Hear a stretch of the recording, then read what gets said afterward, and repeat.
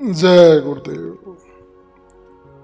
10 मार्च की सुबह ध्यान में कुछ समय के लिए भिन्न भिन्न प्रकार की जमीन, पेड़ आदि दिखाई दिए और कुछ समय तक उनके क्षण क्षण में सीन बदलते रहे और फिर ये नज़ारे आलोप हो गए और मैं भी उठ गया।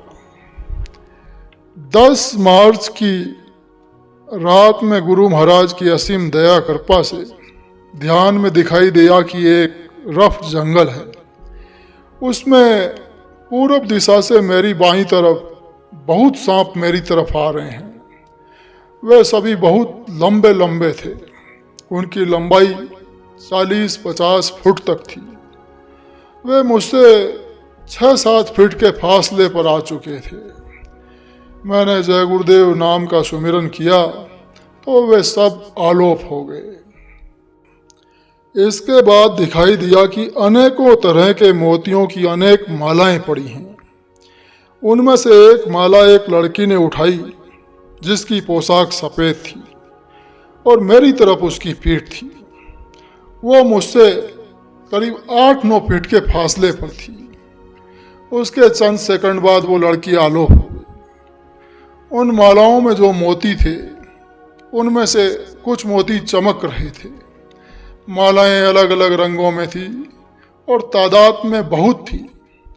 कुछ देर में फिर वे सब आलोप हो गईं और पूरा मैदान आसमान तक पतली पतली बेलों के जाल से भर गया। उनमें एक भी पत्ता नहीं था। इन बेलों की लकड़ी अधिक से अधिक आधा इंच से अधिक मोटी नहीं थी। इसका ये यहाँ चित्र देखें। इसके अलावा और भी सीन चल रहे थे। इनको मैं रात के 11:45 बजे तक बराबर देखता रहा। फिर पैरों में अधिक दर्द होने के कारण मुझे उठना पड़ा। जाल जो बना था और उसका जमीन से कोई संबंध नहीं था, वो अधर में था। 11 तारीख की सुबह ध्यान में गुरु महाराज की असीम दया कृपा से बार बार बड़ी बड़ी रंगीन चीज़ें दिखती रही।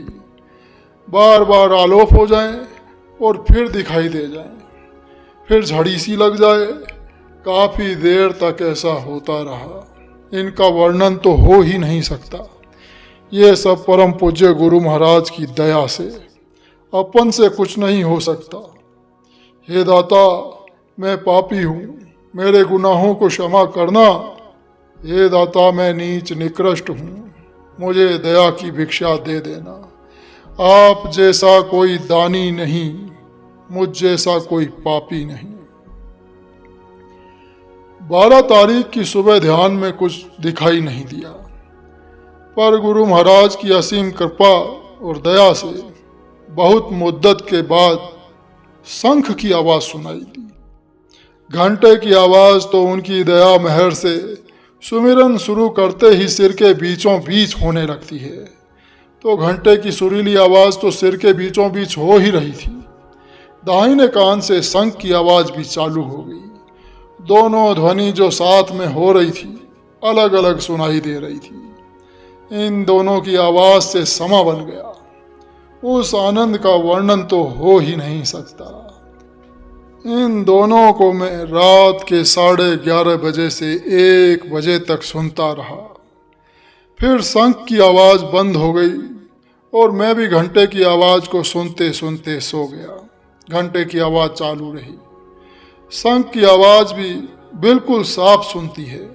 वहाँ की हर चीज़ साफ दिखती है, साफ सुनती है। जय गुरुदेव।